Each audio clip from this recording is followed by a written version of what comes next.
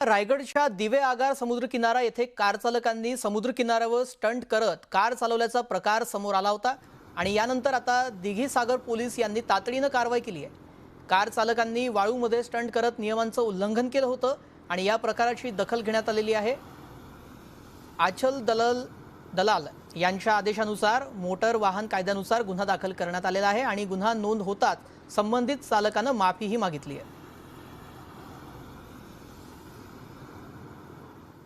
मी दिवे आगार येथे फिरायला आलो होतो। त्यावेळी माझी क्रेटा कार नंबर MH25BF3601 ही दिवे आगार बीचवर मोकळ्या जागेतून टाकून स्टंटबाजी केली होती। त्यावरून पोलिसांनी माझ्यावर कारवाई केलेली आहे।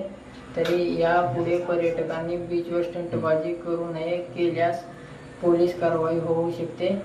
मला माफ करा, माझ्याकडून चूक झाली।